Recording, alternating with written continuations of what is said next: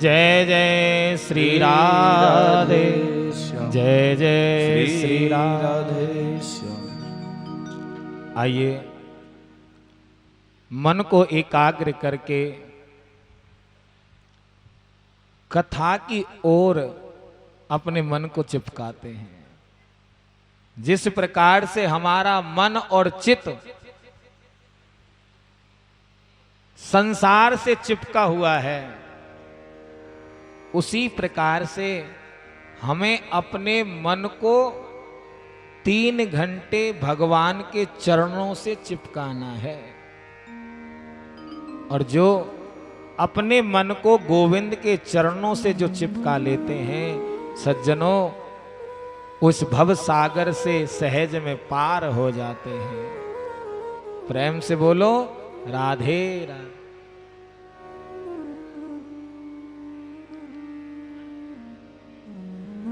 कल आपने श्रवण किया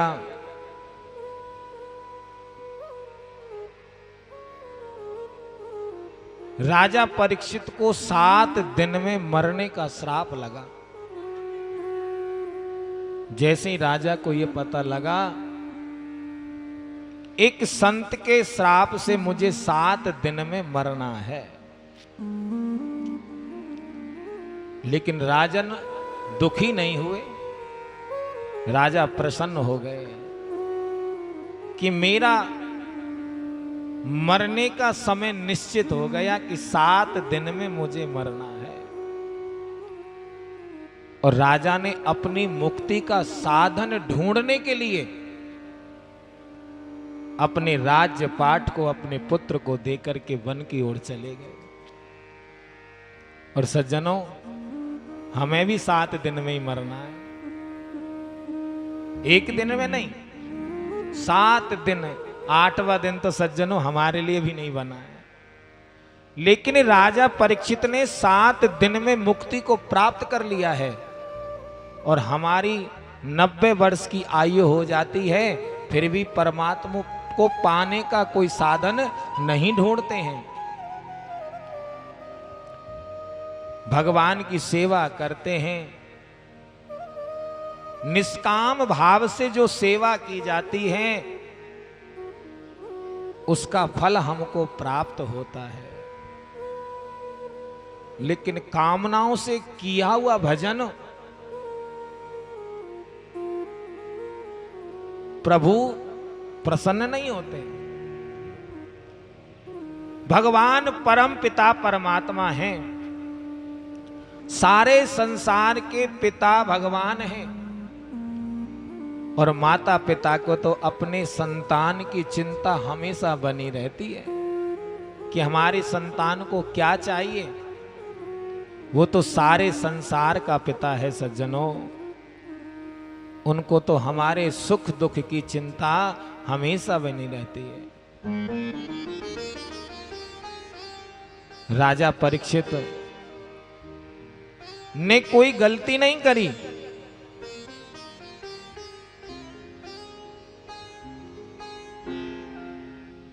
सुखदेव ने कहा कि राजन, सुखदेव जी महाराज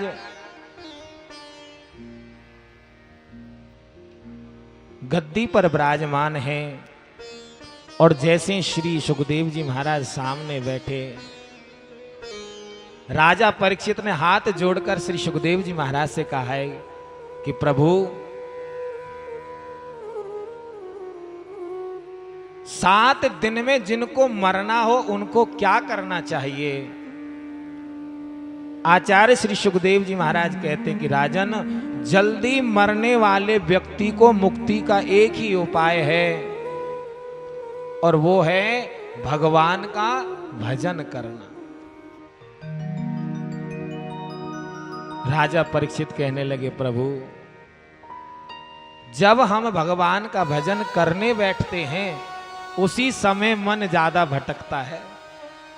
आप भगवान का भजन करने बैठना, माला लेकर बैठना, तो संसार के काम उसी समय ज्यादा याद आते हैं। और मन की गति कैसी है?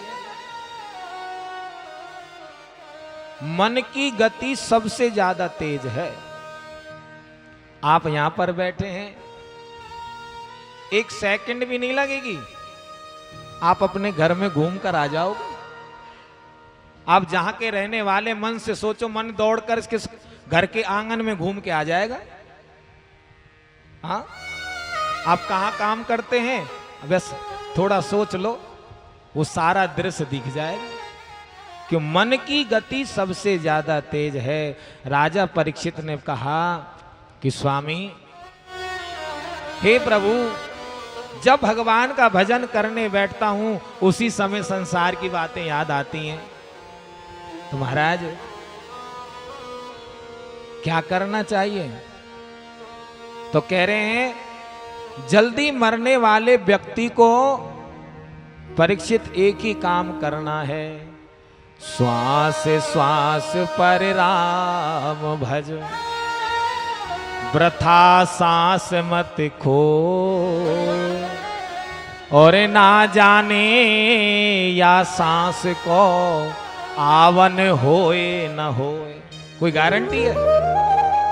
अभी हम बैठे हैं, ये सांस चल रही है, एक पल में ये सांस आए ना आए।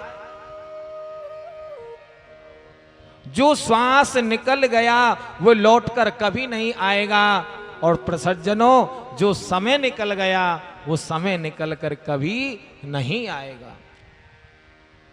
सज्जनों, हमें अपने जन्म की तारीख सबको याद रहती है कि हमारा जन्म उस तारीख में हुआ, उस सन में हुआ, सम्मत में हुआ। हमारा विवाह कौन से वर्ष में हुआ, हमारे संतान का जन्म कब हुआ, हमने मकान किस समय बनाया, वो सब याद रहता है। लेकिन सज्जनों, अभी तक हमें कोई ऐसा मनुष्य नहीं मिला जो हमें ये बता सके कि महाराज, मुझे बुढ़ापा इतनी तारीख को लगना शुरू हो गया था। कोई बता सकता है कि हमें बुढ़ापा कब आया, कितनी तारीख को लगा? क्योंकि सज्जनों, समय के अधीन हम रहते हैं, समय हमारे अधीन कभी नहीं रहता है।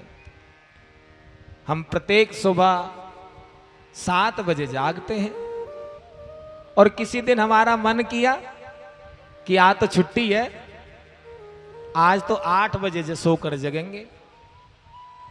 लेकिन सज्जनों, कभी सूर्य भगवान ने गलती करी कि सूर्य भगवान सुबह 5 बजे निकलते हैं, आज वो 7 बजे निकले। सूर्य भगवान अपने समय पर उदय होती हैं और अपने समय पर जाकर के छिप जाते हैं। लेकिन सज्जनों, समय के अधीन मनुष्य रहता है, लेकिन समय मनुष्य के अधीन कभी नहीं रहता।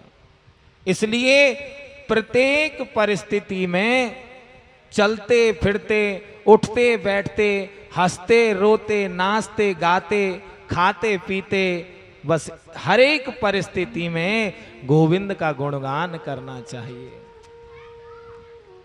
कर से कर्म करो विधि नाना, मन राखे जहां कृपा निधाना। आप तो सिर्फ अपना कर्तव्य करो, कर्म करना चाहिए, और जैसे भगवान रखे वैसा रहना चाहिए। और भगवान से अब सोचते हैं, आपने कभी विचार किया आपका जन्म कहां हुआ, लालन पालन कहां हुआ, रह कहां रहे हैं, और कितने समय यहां रहोगे? कोई गारंटी है? जहां भगवान ने दाना पानी लिखा है वहां जाना पड़ता है। और हम तुम सब मन को गोविंद के चरणों में बांध लो, ये मन तो बंधन और मुक्ति का कारण होता है। राजा ने कहा, मन तो बड़ा चंचल है प्रभु। मैं मंदिर गया, आपने कहा कि ठाकुर जी को फूल चढ़ाओ, मैंने चढ़ा दिया, वस्त्र चढ़ा दिया, मन तो मेरे बस में नहीं है। तो राजा परीक्षित ने कहा कि भैया प्रभु, ये मन बड़ा चंचल है, कैसे तेरा भजन करूं, जितना इसे समझाऊं उतना ही मचल जाए, और राधे तेरे चरणों की गरधूल जो मिल जाए। हे प्रभु, ये मन बड़ा चंचल है, मन कब तक भटकेगा, और मन को एकाग्र करने का क्या कारण, क्या समाधान। तो श्री सुखदेव जी महाराज कहते हैं कि राजन, एक बात बताओ, ये नाखून कितने दिन में बढ़ जाते हैं? हमारे हाथों के नाखून कितने दिन में बढ़ते हैं? 5 दिन में, 7 दिन में बढ़ जाते हैं। तो जब नाखून बढ़ते हैं तो क्या करते हो? काट लेते हैं, नैन कटर तैयार रखते, तुरंत काट लेते हैं। तो नाखूनों का बढ़ना स्वभाव है, वो बढ़ेंगे। तो रोज झंझट खत्म करने के लिए क्या आपने उंगलियों को काटा? उंगलियों को काट दो, ये रोज रोज का झंझट खत्म हो जाए। और महाराज, हमारे बाल, दाढ़ी के बाल बढ़ते हैं ना, 7 दिन में बढ़कर तैयार हो जाते हैं। क्या करते हो? उस तरह कैंची तैयार रखते हैं, जब बढ़ते हैं तभी छील लेते हैं। ठीक इसी प्रकार से जैसे नाखून बढ़ते हैं, उनके लिए साधन तैयार रखते हैं सज्जनों, उसी प्रकार से जब मन भटके, मन को एकाग्र करने का बस एक ही साधन है, उसी समय भगवान के नाम का कैंची उस तरह तैयार रखना चाहिए। ये जब तक जिएंगे तब तक मन भटकेगा, मन को एकाग्र करना है। एक राजा थे, उन्होंने प्रजा में घोषणा करी कि जो बकरी का पेट भरकर लाएगा उसको हम बहुत इनाम देंगे। तो सब लोगों को जब ये पता लगा तो सबने अपने अपने घर में एक एक बकरी को ले आए और उसको खूब खिलाया, रात दिन खिलाया, किसका पेट भर जाएगा। सुबह राजा की सभा लगी, सभी अपनी अपनी बकरियों को लेकर वहां पहुंच गए। तो राजा ने सबको लाइन में खड़ा कर लिया कि भैया एक एक करके आना, अपनी अपनी बकरी साथ में लाना। तो राजा ने घास अपने हाथ में ली, जैसे ही बकरी की तरफ मुंह करते हैं, घास करते हैं, बकरी उसको खा जाती है। एक एक करके सब चले गए, लेकिन महाराज पेट नहीं भरा। तो बकरी का स्वभाव है, उसको चाहे कितना भी खिला दो, लेकिन कभी बकरी का मुंह बंद होता है? बकरी का मुंह चलता ही रहता है। एक सज्जन ने क्या किया, उसने पूरी रात बकरी को भूखा रखा, सामने घास रख दी, और जब भी बकरी उस घास को खाने के लिए जाती तभी डंडा मार देता। पूरी रात वो इसी प्रकार से करता रहा। अब बकरी महाराज भूखी थी, राजा के सामने पेश करा।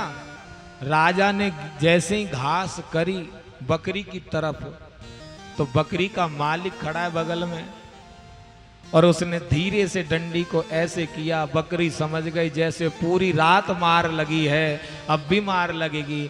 तो राजा के हाथ में जो घास थी उसको छोड़कर बकरी पीछे हट गई, खाया नहीं। तो ठीक इसी प्रकार से सज्जनों, जब जब ये मन भटके तब तब भगवान के नाम रूपी डंडे को तैयार रखो, जब मन भटके तभी एक बार मार देना है। और भगवान कहते हैं, भगवान से प्रार्थना करते हैं, पूजा करते हैं, मंदिर में जाते हैं। यहां से महाराज 500 किलोमीटर चल के गए दर्शन करने। घर से क्या कह के जाते हैं? क्या करने जा रहे हैं? दर्शन करने।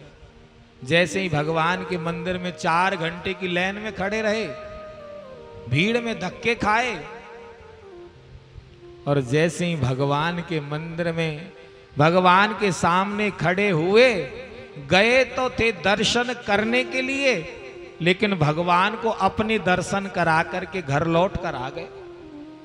भगवान के सामने खड़े हो जाते हैं, दोनों हाथों को जोड़ लेते हैं और पर्दों को बंद कर लेते हैं। करते हैं ना, आंखें बंद करके भगवान के सामने खड़े हो जाते हैं और कहते हैं प्रभु मेरी तरफ भी देख लेना, मेरी तरफ भी देख लेना। एक नौकरी का पेपर भरा है महाराज, नंबर आ जाए बस आपका प्रसाद चढ़ा दूंगा। मेरे बेटे की शादी हो जाए प्रभु, जोड़े से बहू को बेटे को लेकर आऊंगा। कामनाओं की लिस्ट बनाकर ले जाते हैं और भगवान को सारी सुना करके घर वापस आ जाते हैं। तो गए थे दर्शन करने, लेकिन अपने दर्शन करा करके भगवान से वापस आ गए। सज्जनों, भगवान के सामने खड़े हो जाओ और हाथ जोड़ करके एक ही वरदान मांगो और एक ही भाव रखो। कौन सा? कि हे प्रभु, जितनी सांसें तुमने दी हैं मुझे, जितना मैं संसार में जीऊं, जितनी सांसें मेरी बची हैं, प्रत्येक सांस पर बस तेरा भजन करता रहूं। और महाराज आपकी बड़ी कृपा है। संसार का काम शरीर से होता है और सज्जनों भगवान का भजन मन से होता है, इन सांसों से होता है। तो इसलिए भगवान से कहना है, हर सांस पे हो सुमरन तेरा, ऐसा बना दे दाता जीवन मेरा।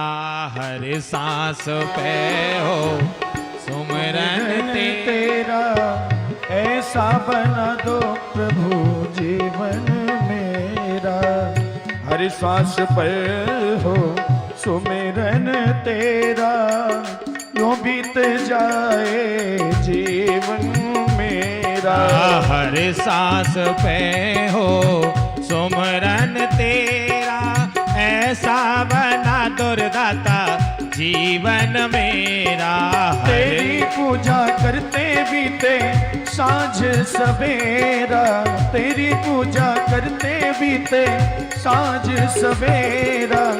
हर सांस पे हो सुमिरन तेरा, ऐसा बना दुर्दाता जीवन में। ओ हर सांस पर हो ताली बजाते सुमिरन तेरा, ऐसा बना दो दाता जीवन मेरा।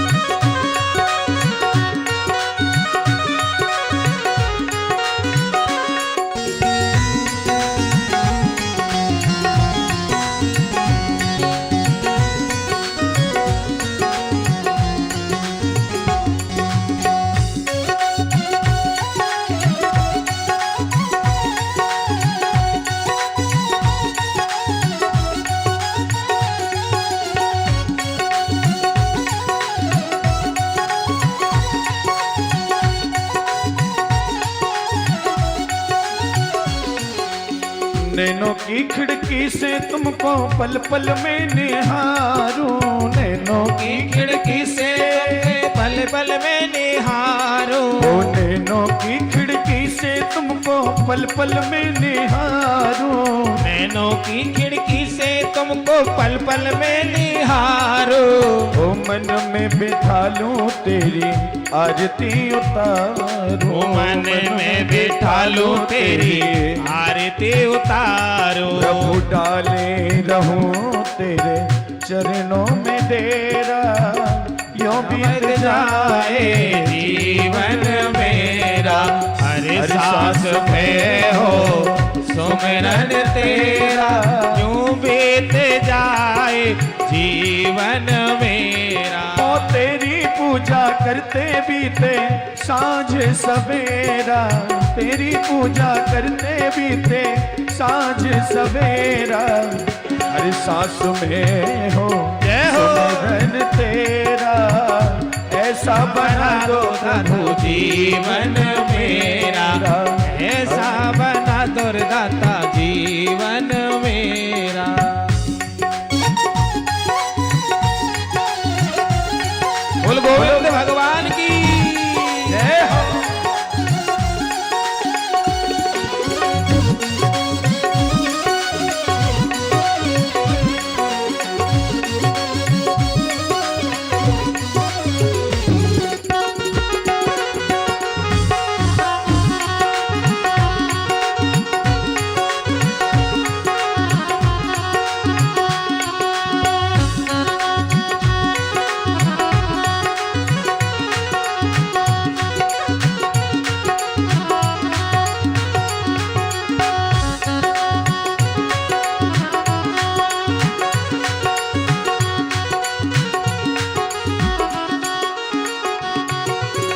जो भी तेरा प्यारा हो वो मेरे दिल का प्यारा हो।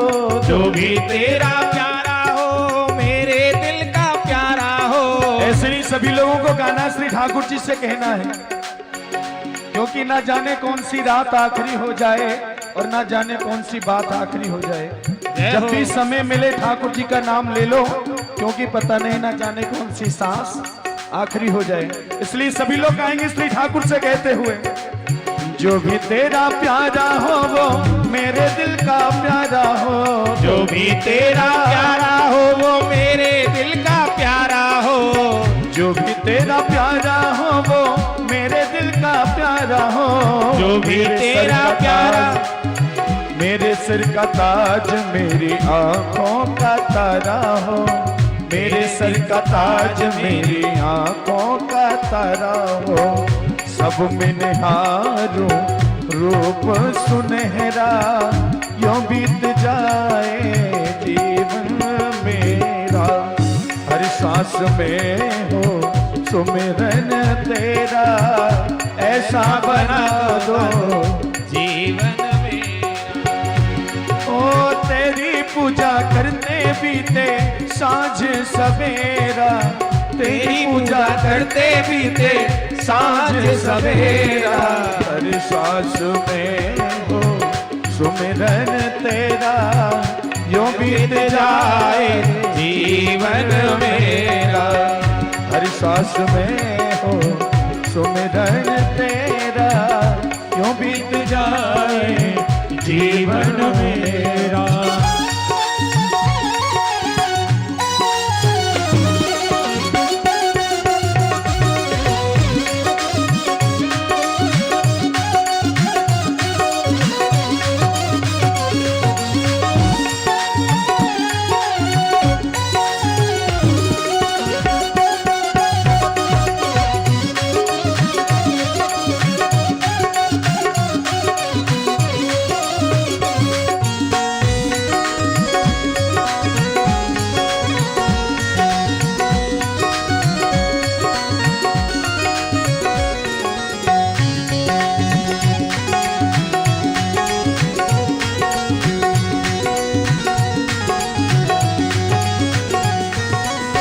प्यार हो सत्कार हो इतबार हो तुम्हारा।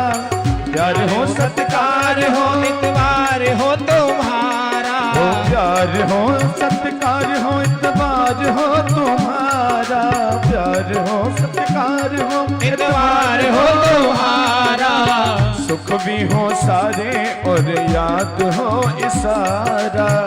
सुख भी हो सारे और याद हो तुम्हारा। ओ आत्मा पर तेरा ही डेरा, यूं बीत जाए जीवन मेरा। हाँ यूं बीत जाए जीवन मेरा। जीवन